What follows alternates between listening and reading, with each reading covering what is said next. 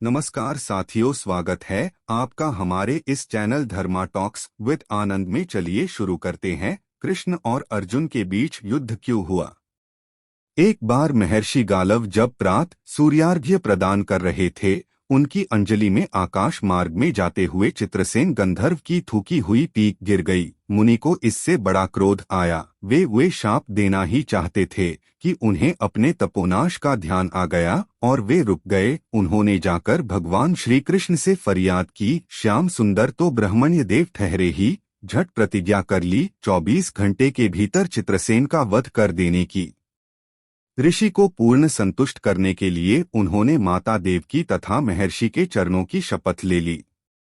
गालव जी अभी लौटे ही थे कि देवर्षि नारद वीणा झंकारते पहुंच गए। भगवान ने उनका स्वागतातिथ्य किया। शांत होने पर नारद जी ने कहा, प्रभु, आप तो परमानंद कंद कहे जाते हैं।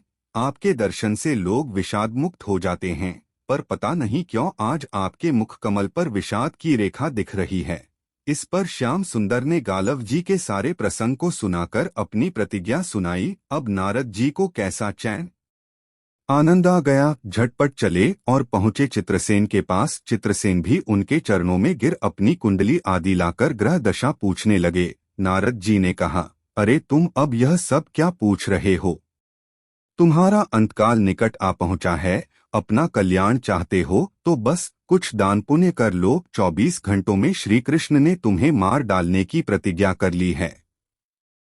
अब तो बेचारा गंधर्व घबराया। वह इधर उधर दौड़ने लगा। वह ब्रह्मधाम, शिवपुरी, इंद्रियम वरुण सभी के लोकों में दौड़ता फिरा, पर किसी ने उसे अपने यहाँ ठहरने तक नहीं दिया। श्री कृष्ण से शत्रुता कौन उधार ले। अब बेचारा गंधर्वराज अपनी रोती पीटती स्त्रियों के साथ नारद जी की ही शरण में आया। नारद जी दयालु तो ठहरे ही, बोले, अच्छा यमुना तट पर चलो। वहां जाकर एक स्थान को दिखाकर कहा, आज आधी रात को यहाँ एक स्त्री आएगी।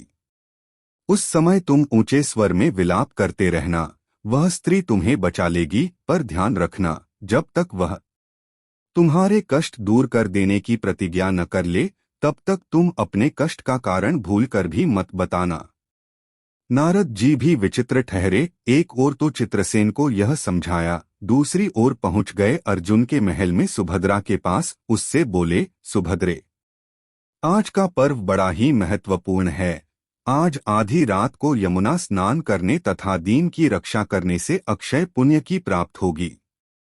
आधी रात को सुभद्रा अपनी एक दो सहेलियों के साथ यमुना स्नान को पहुंची। वहां उन्हें रोने की आवाज सुनाई पड़ी। नारद जी ने दीनोद्धार का माहात्म्य बतला ही रखा था। सुभद्रा ने सोचा, चलो अक्षय पुण्य लूट ही लूं। वे तुरंत उधर गईं तो चित्रसेन रोता मिला। उन्होंने लाख पूछा, पर वह बिना प्रतिज्ञा के बतलाए ही नहीं। अंत में इनके प्रतिज्ञाबद्ध होने पर उसने स्थिति स्पष्ट की।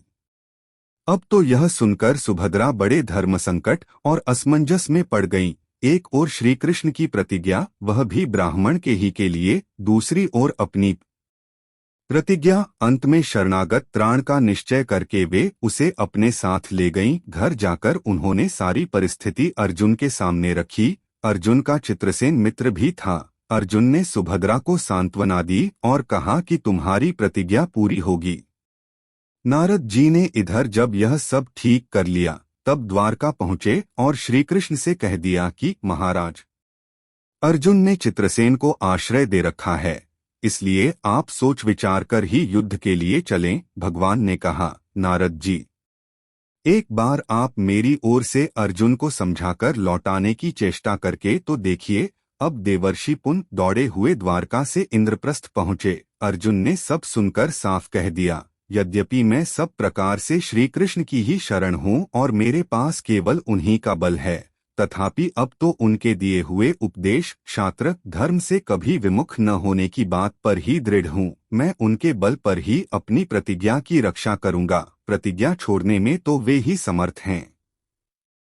दौड़कर देवर्षि अब द्वारका आए और ज्यों का त्यों अर्जुन का वृत्तांत कह सुनाया। अब क्या हो।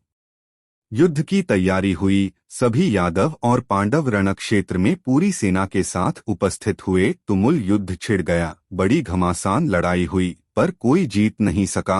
अंत में श्री कृष्ण ने सुदर्शन चक्र छोड़ा अर्जुन ने पाशुपतास्त्र छोड़ दिया। प्रलय के लक्षण देखकर अर्जुन ने भगवान शंकर को स्मरण किया। उन्होंने दोनों शस्त्रों को मनाया। फिर वे भक्त वत्सल भगवान श्री कृष्ण के पास पहुँचे और कहने लगे, प्रभु राम सदा सेवक रुचि राखी, वेद पुराण लोक सब राखी। भक्तों की बात के आगे अपनी प्रतिज्ञा को भूल जाना तो आपका सहज स्वभाव है। इसकी तो असंख्य आवृत्तियां हुई होंगी। अब तो इस लीला को यहीं समाप्त कीजिए। बाण समाप्त हो गए। प्रभु युद्ध से विरत हो गए। अर्जुन को गले लगाकर उन्होंने युद्धश्रम से मुक्त किया। चित्रसेन को अभय किया। सब लोग धन्य धन्य कह उठे, पर गालव को यह बात अच्छी नहीं लगी। उन्होंने कहा, यह तो अच्छा मजाक रहा। स्वच्छ हृदय के ऋषि बोल उठे, लो मैं अपनी शक्ति प्रकट करता हूँ। मैं कृष्ण, अर्जुन, सुभद्रा समेत चित्रसेन को जला डालता हूँ। पर बेचारे साधु ने ज्यों ही जल हाथ में लिया, सुभद्रा बोल उठी, मैं यदि कृष्ण की भक्त हूँ और अर्जुन के प्रति मेरा प्रतिव्रत्य पूर्ण हो तो यह जल ऋषि के हाथ से पृथ्वी पर न गिरे। ऐसा ही हुआ। गालव बड़े लज्जित हुए। उन्होंने प्रभु को नमस्कार किया और वे अपने स्थान पर लौट गए। तदनंतर सबो अपने अपने स्थान को पधारे। अगर आपको यह प्रस्तुति अच्छी लगी हो तो हमारे channel like, subscribe, comment, share अवश्य करें।